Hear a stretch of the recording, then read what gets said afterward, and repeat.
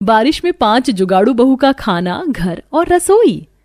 5 बहुएं भयंकर गर्मी में सूप में गेहूं चावल फटकने में जुटी हुई थीं। आज तो गर्मी के मारे मौसम में आग लगी पड़ी है। इतनी धूप और गर्मी में गेहूं साफ करने में हालत खराब हो गई। पर कविता, आज धूप अच्छी निकली है, चलो फटाफट से गेहूं धोकर पसार देते हैं। एक दिन में सूख कर करारा हो जाएगा तो चक्की में पीसने के लिए दे देंगे। महीने भर के खाने का आटे का जुगाड़ तो हो जाएगा।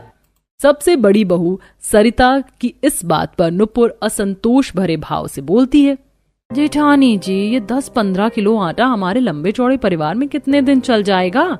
इस महीने कोटे वाले ने आधा राशन काट कर दिया है, ऊपर से आधे से ज्यादा तो गेहूं चावल चुनने में कंकड़ पत्थर निकल गया। देवरानी जी, ये तो राशन दफ्तर वालों का हर महीने का धंधा है। राशन दफ्तर में उनका दबदबा चलता है। अगर हमने आवाज उठाई तो राशन कार्ड बंद कर देंगे। जो भी थोड़ा बहुत राशन मिल रहा है, रसोई चलाने में थोड़ी राहत सहायता तो मिलती है। दरअसल गोदावरी के घर की माली हालत बड़ी खराब थी।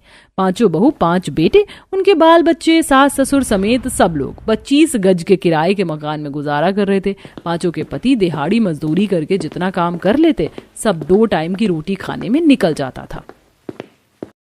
घर पर तो इतना पानी उपलब्ध नहीं है जो गेहूं धुल पाए। नदी पर चलते हैं।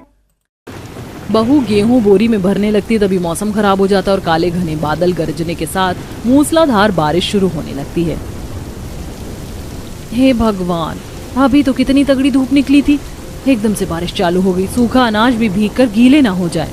5 जुगाड़ू बहुएं जल्दी जल्दी अनाज उठाकर घर के अंदर लाती, जहां मकान की दीवार और छत की हालत देखने से ही बिल्कुल कच्ची थी, मानो तेज आंधी तूफान में मकान धंसकर किसी भी टाइम गिर जाए। अजी देखो जरा, मकान की दीवार हवा से कैसे हिलडुल कर रही है। मेरा तो दिल बैठा जा रहा है कहीं बारिश में मकान ना गिर जाए। गोदावरी, इस मकान को भी तो बने हुए 25 साल गुजर चुके हैं। ऊपर से आंधी पानी भी तो इतनी तेज बरस रहा है। बेचारा ये मकान कितना मौसम सहन करेगा। जड़ कमजोर हो गई है इसकी। शंकर अभी ऐसा बोल ही रहा था कि छत में से एक मिट्टी का ढेला टूटकर उसके सर पर गिरता है, जिससे खून निकलने लगता है। हे राम, अखिलेश के बाबूजी, तुम ठीक तो हो गए? हे भगवान, कितना खून बह रहा है। तभी मूसलाधार बरसात के चलते मकान के कोने कोने की दरार में से पानी टपकने लगता है, जिससे रजनी झुंझलाकर देखा, बरसात लगते ही मकान जगह जगह से चूने लगा। बस हम 5 बहू के तो नसीब में हर बार मानसून के मौसम में पानी साफ करना ही लिखा है। रजनी, सब्र से काम लो, ऐसे गुस्सा करने से बारिश तो नहीं थमेगी। नुपुर, आशा, तुम राशन की बोरी रसोड़े में रख दो, वहां की सतह सूखी है। जी जेठानी जी। 5 बहुओं को घर से बरसात का पानी निकलने में काफी घंटे गुजर जाता है। शुक्र है बारिश थम गई, मगर बारिश के चलते खाना पीना बनाने में तो काफी ज्यादा लेट हो गया है। अब देखना, घर में धुआं मचा देखकर हमारे पति लोग आते ही भड़केंगे, गुस्सा करेंगे तो बोल देंगे घर में पानी भर गया था, खाना कैसे बनता, घर सुखाने में लेट सपेट हो गया। तब 5 बहुएं खाने की तैयारी में जुट जाती हैं। तभी चूल्हा ना जलने पर रजनी गुस्सा करते हुए, कब से आंच जोड़ने का जतन कर रही हूं, मगर उपले नहीं सुलग रहे। बरसात के टपके के चलते टोकरी भर के उपले भीग गए, जुगाड़ लगाना पड़ेगा। तभी तीनों बच्चे बैठकर पढ़ते हुए, पूजा दीदी, मेरी ये वाली कॉपी भर गई है। कोई बात नहीं सलोनी, इस भरी वाली कॉपी को रद्दी में रख दो, कबाड़ी वाले अंकल आएंगे तो मम्मी बेच देंगी। तभी रजनी रद्दी के अखबार फाड़कर चूल्हा सुलगाती है। इस सूखे कागज से आंच तो सुलग गई। कविता, सब्जी कट गई हो तो धोकर दे दो। जेठानी जी, बस सब्जी धुल गई, छान कर दे रही हूँ, ये लीजिए। रजनी जैसे ही सब्जी छौंकती, पूरे मकान में मिर्ची का धास और धुआं धुआं फैल जाता है। तभी बारिश में गीले 5 के पति थरथराते हुए आते हैं। आज तुम लोगों ने खाना बनाने में इतना लेट क्यों कर दिया? एक तो दिन पर हम बारिश में भीग करके मजदूरी करके आए हैं, आराम करने की जगह भी नहीं है। भूषण को भड़कते देखकर उसकी पत्नी रजनी राशन पानी लेकर चढ़ जाती है। अजी, हम 5 बहुएं घर में बैठकर कोई झक नहीं मार रही थी। दिन भर इतनी बारिश हुई है कि पानी साफ करते करते गुजर गया दिन। आप लोगों को बोलते बोलते 2 महीने हो गया, बारिश का मौसम भी चालू हो गया, लेकिन अभी तक मकान की मरम्मत नहीं करवाई। पता नहीं आप 5 कमाकर रोल पर मिट्टी चढ़ा रहे हैं क्या? अरे तुम बीवियों को तो घर में रहकर बस बर्तन धोना है और खाना बनाना है। बाहर जाकर कमा कर लाना पड़ता है, तब पता चलता किस खेत का जौ उगता है। पहले ही रोजगार के लिए मारा मारी है। हे भगवान, प्रभात, कविता, चुप करो। दोनों ऐसे झगड़ने से हल नहीं निकलेगा कोई। देखो, गलती हमारी भी नहीं है। हमें क्या मालूम था कि मानसून इतनी जल्दी लग जाएगा। आजकल मालिक अपनी निगरानी में काम करवाता है, पर कल कैसे भी हम सीमेंट ले आएंगे और घोल बनाकर छत पक्की कर देंगे। तब बहुएं पतियों को खाना खिलाकर और बरसात से ठंडी गीली जमीन पर ही बिस्तर डालती हैं। किसी तरह पूरा परिवार हाथ पैर मोड़कर 25 गज वाले मकान में सो जाता है। अगली सुबह देखना 1-2 घंटे बारिश बरखा कर छूट गई तो मौसम में और भी ज्यादा गर्माहट और घमस सी मच गई। मेरा तो पूरा शरीर चिपचिपा रहा है। पहले चलकर नदी पर नहाना धोना निपटा कर आ जाते, घरेलू काम आकर करेंगे। तभी दोनों बड़ी बहू के बाल बच्चे भी आ जाते हैं। मम्मी मम्मी देखो मैंने मछली फंसाने वाला कांटा पकड़ा है, मैं भी नदी पर चलूंगा। मम्मी अगर ये दोनों का बच्चा नदी पर जाएगा तो हम भी चलेंगे। अच्छा चलो ठीक है। कुछ ही देर में बहुएं बच्चों को लेकर नदी पर लाकर नहलाती हैं, कपड़े धोती हैं। वैसे गर्मी के चलते नदी का जलस्तर कितना कम हो गया था, लेकिन कल की बारिश से नदी का पानी बढ़ गया है। हाँ कविता, एक दिन की बरसात होने से वातावरण में भी जैसे जान पड़ गई हो। देखो पेड़ पौधे घास हरे भरे हो गए हैं। वैसे इस नदी किनारे कितनी ठंडक है, मेरा तो दिल करता है यहीं पर कुटिया डाल कर रह लेते हैं। नुपुर का विचार सुनकर चारों बहू सोच में पड़ जाती हैं तो आशा कहती है, नुपुर इस नदी किनारे घर बसाया जा सकता है, लेकिन गर्मी के मौसम में, क्योंकि बारिश के हिसाब से इस नदी किनारे की जमीन काफी कच्ची है, घर बह जाएगा। तभी तेज आंधी तूफान उठने के साथ तगड़ी बरसात होने लगती है। आज तो हम बारिश में फंस गए, अब घर कैसे जाया जाए। तभी आशा घने जंगल को देखती है। इतनी आंधी बारिश में हम सब घर नहीं पहुंच पाएंगे, बरसात छूटने तक हमें जंगल में ठहरना होगा। पांचों अपने बाल बच्चों के साथ जंगल में आती हैं, जहां घने देवदार शीशम बांस के पेड़ थे। वहीं आंधी तूफान में पेड़ों से आम जामुन टूट कर गिर रहे थे, जिसे देख रजनी ललचाते हुए, वो देखो उस डाली से कितनी कच्ची कच्ची कैरी चू रही, अचार डालने के काम आएगी। और जरा इस डाली को देखो, जामुन से लदी पड़ी है, इसे झाड़ कर ले चलते हैं। बरसात थमते ही अब पांचों जामुन आम बटोरने लगती हैं। तभी रजनी को अरंडी के पत्ते दिखते हैं। ये देखो, ये अरंडी के पत्ते तो बिल्कुल छतरी के आकार का है, इससे तो हम छाता बनाकर भी इस्तेमाल कर सकते हैं।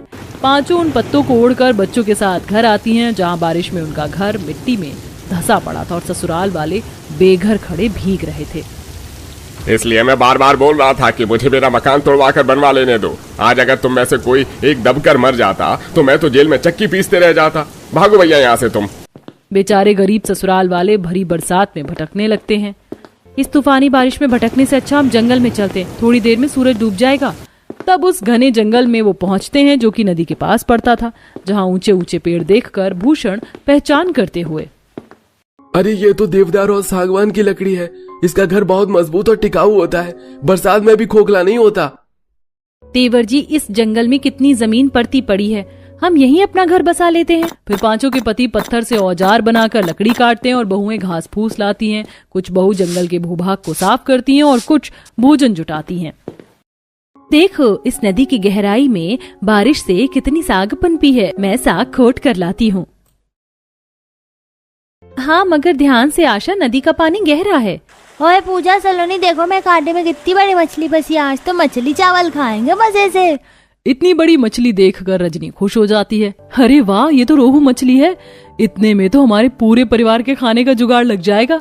तब बहुएं जमीन में मिट्टी खोदकर चूल्हा बनाती हैं और मछली भून कर केले के पत्ते की पत्तल पर परोसती हैं। इसी तरह बारिश में घने जंगल के अंदर गुजर बसर चल रहा था कि एक दिन, हम सब ऐसे खुले में कब तक खाना पीना बनाएंगे, काश की एक रसोई बनी होती, बारिश का मौसम भी है। तभी नदी में से तेज बहाव के साथ काफी चमकीले सीप और पत्थर आ जाते हैं। ये क्या चमकती चीज है, ये तो सीप है।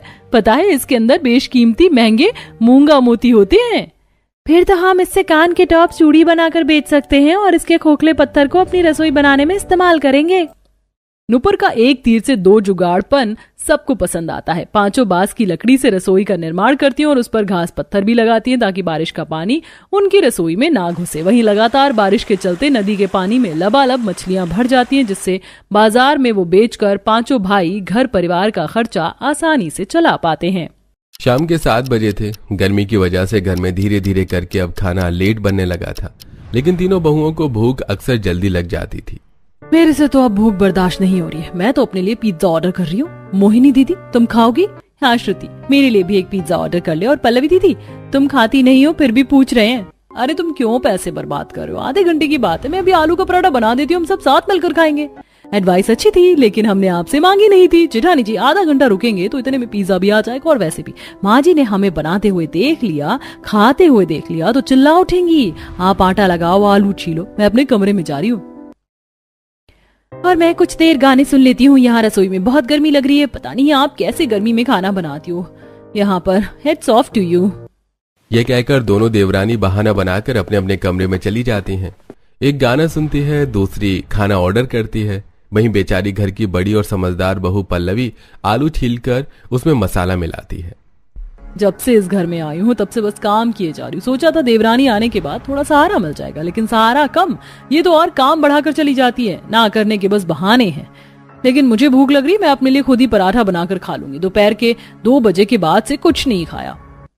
पल्लवी आलू का मसाला तैयार करके आलू का पराठा बना देती है। वहीं दोनों बहुओं को पिज्जा का ऑर्डर आ जाता है और वो कमरे में बैठकर पिज्जा खाती हैं। ये देख सास, तुम दोनों की हिम्मत कैसे हुई बाहर का खाना घर में मंगाने की, और इतनी जल्दी खाना खाने की क्या जरूरत है? वो माँ जी, बहुत भूख लग रही थी इसीलिए बाहर से पिज्जा मंगवा लिया। और छोटी बहू, तेरे पेट में भी चूहा हाथी दौड़ रहे होंगे जो सिर्फ इस पिज्जा से शांत हो सकते थे। सॉरी माँ जी, लेकिन भूख लगी थी। भूख लगी थी तो पति के आने का इंतजार नहीं हो रहा है? पता है ना रात का डिनर सब एक साथ खाते हैं, तो 12 बजे तक इंतजार कर लेती। अब बेचारे पति अकेले खाना खाएंगे। अरे माँ जी आप चिंता मत कीजिए, हमारा पेट थोड़ी भरा है, हम रात को भी खाना खाएंगे। कितनी डांगर हो तुम सब, सुबह शाम बस मुंह खुलता रहता है खाने पीने के लिए। अभी खा लो, रात को भी खा लेना। हमारे घर की बहुएं पति के साथ या पति के बाद खाना खाती है, समझी? ये कहकर जानकी चली जाती है। तब दोनों बहू मजे से पिज्जा खाती हैं। वहीं पल्लवी भी आलू का पराठा बनाकर रसोई में ही खा रही होती है। तब जानकी उस पर भी बिगड़ जाती है। ये भगवान, एक लंगड़ो एक काढ़ी, मैं अकेली सयानी। अरे किसने संभालूं? अभी उन 2 बेवकूफ को समझा कर आई हूँ। अब बड़ी बहू तू भी इतनी बेशरम हो गई कि बिना पति के आए तू खाना खा रही है। माफ कर दीजिए माँ जी, भूख लग रही थी और रात के खाने की तैयारी तो करनी ही थी, इसीलिए बना लिया खाना अभी। तू भूल गई है क्या, तेरे पापा जी और मेरे तीनों बेटे ठंडा खाना नहीं खाते। रात के 12 बजे ताजा खाना चाहिए होता है, उनके लिए तो ताजा बनाना। जी माँ जी। बेचारी गर्मी में परेशान होकर आलू का पराठा खा रही थी, उस पर भी जानकी सुनकर चली जाती है। फिर रात को चारों के पति आते हैं और बड़ी बहू गर्मी में परेशान होकर खाना बनाती है और दोनों बहू परोसती हैं। वो सब खाकर सो जाते हैं और पल्लवी अकेली रसोई की सफाई करती है। सब सो गए खा पी के और रात के 1 बजे मैं अभी भी रसोई में हूँ। मेरी जिंदगी में अभी भी कुछ नहीं बदला। बर्तन धोकर उन्हें रैक में लगा के पल्लवी सो जाती है। अगले दिन फिर सबका खाना बनाती है, पर सुबह से ही मौसम का मिजाज बिगड़ जाता है और तेज आंधी के बाद बारिश होने लगती है। अरे वाह, आज दुकान पर जाने से पहले ही बारिश हो गई। अब तो पकौड़े जरूर होने चाहिए, मॉनसून शुरू हो गया है। अरे पल्लवी बहू, मोहिनी, श्रुति, इसी बात पर चाय पकौड़े बनाकर ले आओ। जी पापा जी। एक बहू गोभी काटती है, दूसरी पालक और तीसरी चाय बनाती है। दीदी मैं चाय बनाकर अपने कमरे में चली जाऊंगी, आप परोस कर दे देना। दीदी मुझसे ये पालक साफ नहीं हुई, आप कर दो। पालक भी मैं साफ करूं तो तुम गोभी काट दो और इसके कीड़े भी निकाल देना, ठीक है? और पकौड़े तुम बना देना। अरे दीदी आपको तो पता है ना मुझे गोभी काटने नहीं आती। फिर भी ठीक है, मैं पालक ही साफ कर लेती हूँ। एक नया झंझट और शुरू हो गया। बारिश आई नहीं कि ससुर जी बोलेंगे बहू पकौड़े बना दो। हाँ अब तो यही होगा। तुम लोग क्या कर रहे हो, अभी तक पकौड़े नहीं बन पाए? उन चारों को दुकान जाना है, ग्राहक भी आ रहे होंगे। बस माँ जी कर रहे हैं।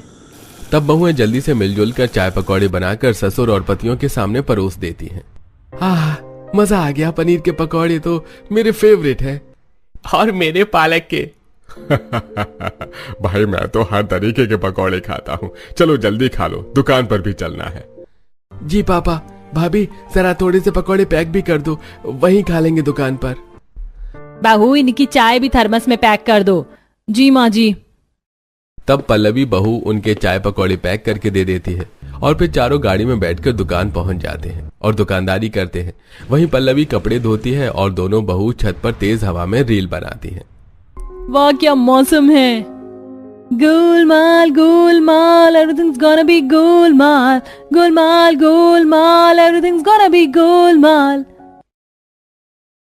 मौसम मस्ताना रास्ता अनजाना, मौसम मस्ताना रास्ता अनजाना, जाने कब किस मोड़ पे बन जाए कोई अफसाना।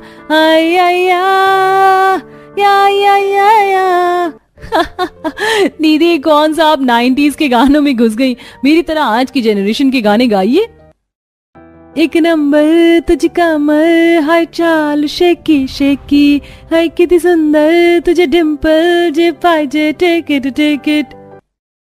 तब सास दोनों बहू को देख आंख बड़ी कर लेती है। मैं इतनी देर से तुम दोनों को नीचे ढूंढ रही हूँ और यहाँ तुम मटर गश्ती कर रही हो। रोटी पानी सिर्फ बड़ी बहू के जिम्मे है क्या? वो माँ जी। तब दोनों बहू नीचे भाग जाती हैं। फिर बारिश शुरू हो जाती है, पर ज्यादा देर तक बारिश होने पर रसोई में टपकान शुरू हो जाती है, जिससे बहू जगह जगह बर्तन लगा देती है। रसोई में बारिश का पानी टपकने लग गया, खाना कैसे बनेगा? मुझे तो लगता है रिनोवेशन करवानी पड़ेगी। रिनोवेशन की कोई जरूरत नहीं है, अभी बाढ़ नहीं आई है रसोई में, एक दो बूंद ही तो टपक रही है, बना लो खाना। रात के 10 बज रहे होते हैं। पानी ज्यादा आने लगता है। तब बहू गैस सिलेंडर स्लिप के कोने में ले जाती है। यहाँ ठीक है, इतना पानी नहीं आ रहा। छी, एक एक दो दो बूंद करके रसोई में पानी होता जा रहा है, ऐसे में खाना कैसे बनेगा? मेरे बस की तो नहीं है। मोहिनी, श्रुति, तुमने सुना ना माँ जी ने क्या बोला? हमें खाना बनाना ही होगा ऐसे ही। एक तरफ पल्लवी रोटी सेक रही थी, दूसरी तरफ मोहिनी, श्रुति सलाद और रायता बना रही थी। पल्लवी के ऊपर पानी आ जाता है। ओहो, बारिश का पानी मेरे ऊपर भी टपक रहा है। कर लो दीदी, वैसे भी तुम्हें बड़ा शौक है सबको खाना बनाकर देने का। सब लोगों के घर बर्तन मंज गए होंगे, खाना खाकर बैठकर फोन चला रहे होंगे, लेकिन हम खाना बना रहे। हमारे मर्द लोग रात को 12 बजे आएंगे, खाना खाएंगे, तब हमारी गुड नाइट होगी। और फिर तीनों बहू खाना बना लेती हैं और घड़ी की टिक टिक सुइयों को देखती हैं। अभी तो सिर्फ 11:30 हुए हैं। मैं जरा इनको फोन करती हूँ, आज जल्दी आ जाएं थोड़ा, वैसे भी बारिश हो रही है अब। हेलो जगदीश जी, आप और बाकी सब घर कब आएंगे? बारिश हो रही है, भूख नहीं लगती क्या आप लोगों को? अरे भूख लगती है, लेकिन दुकान भी तो देखनी है ना। ऐसे कैसे सब कुछ छोड़कर आ जाए, और फिर हिसाब भी करना है। अरे कमबख्त फोन पर क्या लगा है, जल्दी से सारा हिसाब करना, घर भी निकलना है, और चिप्स कोल्ड ड्रिंक के बॉक्स अंदर कर। जी पिताजी। हेलो मोहिनी, तुम फोन रखो, मुझे बहुत सारा काम है। तुम्हें पता है तो है, हम रात के 12 बजे ही आकर खाना खाएंगे, फिर क्यों पूछ रही हो? ऐसा कहकर जगदीश कॉल काट देता है। हे भगवान, इन लोगों को दुकान में अभी भी बहुत काम है। 4 लोग मिलकर रात को जल्दी दुकान नहीं बढ़ा सकते, और भी तो दुकान वाले घर जल्दी आ जाते हैं, पर इनका पता नहीं कौन सी दुकानदारी रात में होती है।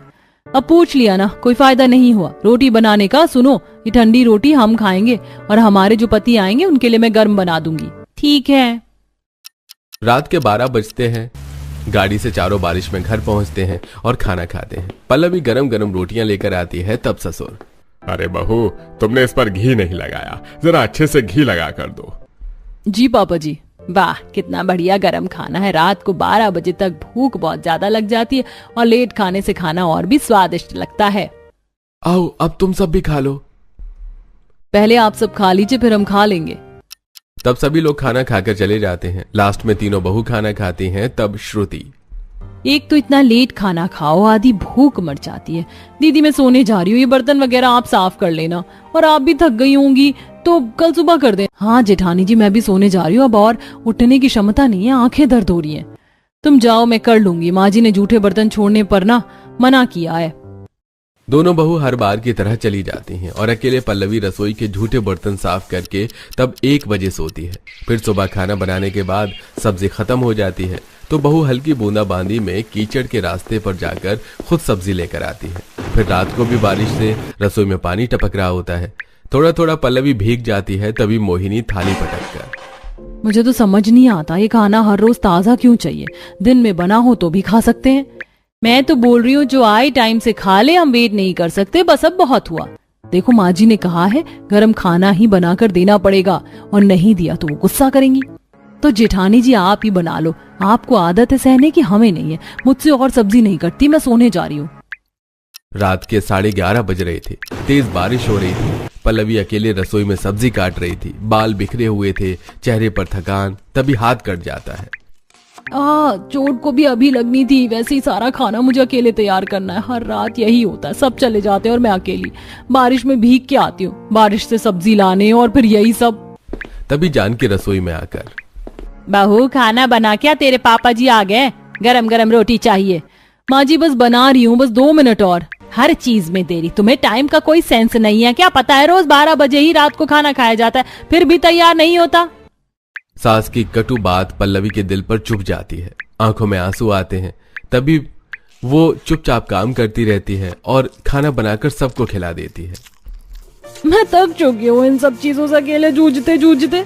मेरी देवरानी को मुझ पर तरस नहीं आता और ना ही मुझे खुद पर, वरना उन दोनों की तरह माँ जी को जवाब देकर मैं भी अपने कमरे में आराम से बैठती, लेकिन नहीं। अच्छू अच्छू, ये लो अब जुकाम भी हो गया, कपड़े बदल ले, जो रसोई का काम करो, तब जाकर सो और फिर सुबह जल्दी उठकर इन लोगों का खाना बनाओ। कपड़े बदलकर पल्लवी जैसे ही बिस्तर पर लेटती है तो पूरा बदन दर्द होता है। अरे तुम अब आई हो, 1:30 बज रहा है, इतनी देर तक क्या करती रहती हो? टाइम से सोया करो, टाइम से उठा करो, फिर सुबह लेट खाना बनाती हो, दुकान जाने में लेट होता है। रमन आप सो रहे थे ना, तो सोते रहिए, मेरे आते ही सुनाने का मन कर गया आपको, ये नहीं कि यार छोड़िए। पल्लवी सो जाती है। अगले दिन अचानक से जानकी का भाई मुकेश 2 दिन के लिए रहने आ जाता है। तीनों बहू खाना परोसती हैं। मामा जी आपको और शाही पनीर की सब्जी चाहिए? नहीं बहू, अभी इतना बहुत है, शाम को जब खाना बनेगा तो दोबारा खा लूंगा। अरे मामा जी आप कंस नहीं है जो इस घर में टेक जाएंगे, खा लेते खाना, क्योंकि खाना आपको शाम को नहीं रात के 12 बजे खाने को मिलेगा। हाँ हाँ मामा जी, फिर भी और खाना खा लीजिए। नहीं बस बेटा, बारिश का मौसम में थोड़ा कॉफी बना कर ले आते। मैं बनाकर लाती हूँ मामा जी। पल्लवी रसोई में कॉफी बना रही होती है, इतने में तेज बारिश से छत पर पानी भर जाता है और रसोई में पानी अब काफी ज्यादा टप टप करने लगता है, जिससे बहू भीग जाती है और कॉफी देते वक्त, अरे बहू तुम तो घर से बाहर नहीं गई, फिर भी भीग गई, कैसे? वो मामा जी बारिश तेज हो गई है ना, तो रसोई में पानी टपक रहा है बारिश का। अरे दीदी रसोई तो बनवा लो, बहू कैसे परेशान होकर काम कर रही है, बुखार हो गया तो? अरे थोड़ा सा भीगने में कुछ नहीं होता, तुम कॉफी पियो। और साले साहब कुछ चाहिए हो तो बहू से कह देना। वैसे अब हम रात को एक साथ डिनर करेंगे, इंतजार करना। जी ठीक है जीजा जी। तब अमरीश दुकान पर चला जाता है। वहीं दोनों बहू भी काम न करने के बहाने सहेली के घर चली जाती हैं और बेचारी अकेली पल्लवी घर संभालती है। और फिर शाम के 7 बजे खाना बनाने के टाइम, माँ जी रात को सब्जी बनाने के लिए तो कुछ है नहीं, तब मुझे क्या बता रही है, बाहर से सब्जी लेकर आओ, और वैसे भी तेरे मामा जी आए हैं, शाही पनीर, मिक्स वेज और सीताफल की सब्जी खाएंगे, जा ले आ। अरे दीदी भूख लग रही है, ये खाना कब बनेगा? बस मुकेश, बहू सब्जी लेकर आ रही है बाहर से, फिर बना देगी।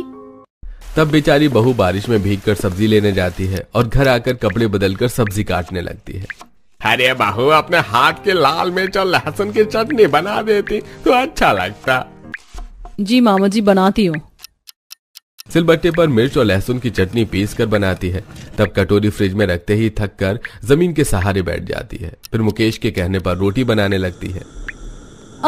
मेरा पैर बहुत दर्द कर रहा है, ये दोनों भी अब तक नहीं आई, इतना सारा खाना अकेले बनाना है। अरे बेटे इतनी बारिश में मत निकलो, देखो तुम्हारे पैर में चोट भी लग गई है, थोड़ी देर साइड में बैठ जाओ। मेरा हाल पूछने के लिए धन्यवाद अंकल जी, लेकिन मुझे घर जल्दी जाना है, घर की बहू को खाना जो बनाना है। कभी कभी लगता है ये घर है या होटल, जहाँ खाना तो चाहिए पर बनाने वाले की हालत को कोई नहीं देखता। तभी रोटी जलने लगती है। अरे वो कमबख्त रोटी जल रही है, ध्यान कहाँ है तेरा? और रोटी बनाने को तुझे किसने कहा था? इस वक्त रात के 12 बज गए हैं, आगे तेरे पापा जी और पति देवर। वो माँ जी मामा जी को भूख लगी थी तो इसीलिए रोटी बना रही थी। तुझे पता है ना रात के 12 बजे ही खाना खाएंगे, और तेरे पापा जी मुकेश को कहकर गए कि वो साथ में खाना खाएंगे, फिर भी। अरे दीदी बहू पर क्यों भड़क रही हो? मुझे बहुत भूख लग रही है, खाना तो जल्दी खाना। नहीं, तू रात के 12 बजे ही खाना खाएगा। अरे जबरदस्ती है दीदी, रात के 12 बजे खाना खाते नहीं हैं, सो जाते हैं। लेट खाना खाने से बीमारियां होती हैं शरीर में। अच्छा अब तू सिखाएगा हमको? यहाँ पर जितने दिन रहेगा रात के 12 बजे ही खाना मिलेगा। बहू क्या ये सच है? हाँ मामा जी, अजीब जबरदस्ती है दीदी। मैं तो बड़े प्यार से आपके साथ रहने आया था, लेकिन आप लोगों ने गलत आदत लगा रखी है और मैं अपना नियम नहीं तोड़ सकता, ना भूखा मर सकता हूँ, इसलिए जा रहा हूँ भाई। लेकिन मामा जी अभी बाहर बहुत तेज बारिश हो रही है। बहू, जब तू रोज रोज बारिश में भीग कर खाना बना सकती है तो मैं यहाँ से जा क्यों नहीं सकता? तू कितना परेशान है, तेरे चेहरे की उड़ी हुई रंगत मुझे साफ बता रही है। अरे तुझे जाना है तो जा, मेरी बहू को मत भड़का। ये देख पल्लवी को बहुत बुरा लगता है। मजबूरन मुकेश भी अपना बैग लेकर बारिश में वहां से चला जाता है। दोनों बहू भी 8 बजे तक घर आ जाती हैं। वहीं रात को 12 बजे आकर सब खाना खाते हैं। अरे मुकेश कहाँ चला गया, दिख नहीं रहा। चला गया, वो जल्दी खाना मांग रहा था। आपको तो पता है हमारे घर में लेट खाना खाते हैं, पर उसको जल्दी खाना खाना था। माँ, ये तो गलत हुआ मामा जी के साथ। हम लोग लेट खाना खाते हैं, इसका मतलब ये नहीं कि मामा जी भी लेट खाना खाएं। अगर खाना मांग रहे थे तो दे देते। आधी से ज्यादा दुनिया टाइम पर खाना खाकर टाइम से सोती है। बस एक हमारा ही घर है जो सब कुछ लेट लेट होता है। अब तू ज्यादा बकर बकर मत कर। मेहमान नहीं अपना था, थोड़ा इंतजार कर लेता तो क्या हो जाता। वही तो। माँ जी, पापा जी, और कुछ चाहिए आपको? भाई साहब आपको? नहीं, बस हो गया। दिन गुजरते हैं। सास ससुर रसोई को ठीक नहीं करवाते। दिन रात दोनों बहू से ज्यादा पल्लवी रसोई में भीगकर खाना पकाती है। एक बार रात को नमक खत्म हो जाता है तो पल्लवी बारिश में भीगकर नमक लेने जाती है तो पड़ोसन सुना देती है। अरे तुम लोगों को सोना नहीं होता है क्या? रात के 12 बजे भी कढ़ाई कड़ची की आवाज आती है और अब नमक मांगने आ गई। भाई सो जाया करो। जी दीदी। बाहर तेज बारिश हो रही थी। खिड़की के शीशे पर पानी की धाराएं लगातार बह रही हैं। तभी रोटी बनाते बनाते पल्लवी कांपने लगती है और तेज बुखार की वजह से बेहोश हो जाती है। अरे जेठानी जी, जेठानी जी, क्या हुआ? लो, बीमार हो गई ये तो। मैं सबको बुला कर लाती हूँ। माँ जी, पापा जी, भाई साहब। घर के सभी लोग पल्लवी को तेज बुखार में देखकर टेंशन में आ जाते हैं और रमन फौरन डॉक्टर को घर पर बुलाता है, जहां चेकअप करने पर डॉक्टर कहता है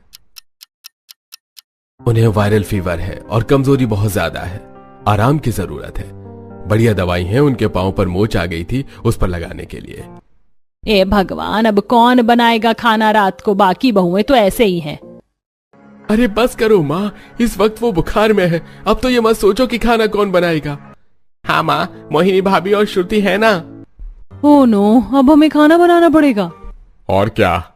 तब रमन पल्लवी का ख्याल रखता। अगले दिन दोनों बहू खाना बनाते वक्त आधा खाना जला देती हैं, आधा बर्बाद करती हैं और फिर दोपहर को भी किसी को खाना नहीं मिलता तो रात को 12 बजे श्रुति कहती है, माँ जी, पापा जी, हमारे बस की बात नहीं है खाना बनाना। ये तो दीदी हैं जो खाना बना दिया करती थी और हम खाते थे। मैंने बाहर से खाना ऑर्डर कर दिया, आधे घंटे में खाना आ जाएगा, तब खाएंगे। बहू, आज हमने सुबह से कोई ढंग का खाना नहीं खाया है। बाहर की चाय मट्ठी से काम चलाया है। अब रात के 12:30 बजे या 1 बजे खाना खाएंगे क्या? हाँ तो क्या हो गया? आप लोग रोज लेट खाना खाते हो, थोड़ा सा लेट और सही। हमारे बारे में सोचा है कि बहू आप लोगों को खाना खाने के बाद कितना लेट खाती है? हम तो फिर भी बच जाते हैं, लेकिन पल्लवी दीदी, उनके बारे में सोचो। ये सुनकर सास ससुर को अपनी गलती का पछतावा होता है। इतने में 1 घंटा लेट डिलीवरी का खाना आता है, जिसे खाकर किसी को भी बाहर का खाना बिल्कुल अच्छा नहीं लगता। छी, बारिश की वजह से खाना इतना लेट आया और अच्छा भी नहीं। हमने कभी नहीं सोचा था कि हर रात कोई हमारे लिए कितना थकता है। सच में पल्लवी बहू, जो तूने किया है ना, वो तो ये दोनों क्या, हम लोग भी नहीं कर सकते। ऐसे बारिश में भीग कर तूने तीनों टाइम खाना बनाया और रात के 12 बजे भी। भाभी को कभी आराम नहीं मिला और हमें आदत हो गई थी बस मांगने की। अब से सब बारी बारी से काम करेंगे और खाना रात को 8 बजे तक बना लेंगे, जल्दी खा लेंगे। पता है ना डॉक्टर ने क्या कहा था, बीमारी हो सकती है। हाँ, और जो आएगा देर से वही खुद गरम करके खा लेगा। पल्लवी बहू, हमें माफ कर दो। और दीदी, हम दोनों को भी माफ कर दीजिए, हमने भी आपको अकेले छोड़ दिया ऐसे हाल में।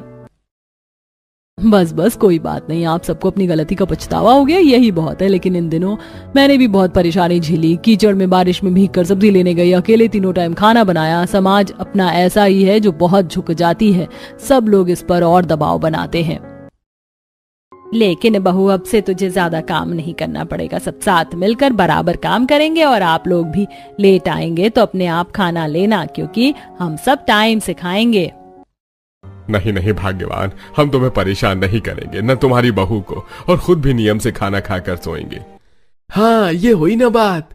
इस तरह पल्लवी बहू आराम करती है। एक तरफ रसोई की मरम्मत होती है और स्टोर रूम में किचन बनाकर कुछ दिन पल्लवी मोहिनी साथ साथ खाना बनाकर घर संभालते हैं। साथ ही अब रात के 12 बजे देर से खाना खाने की लत भी सबकी छूट जाती है।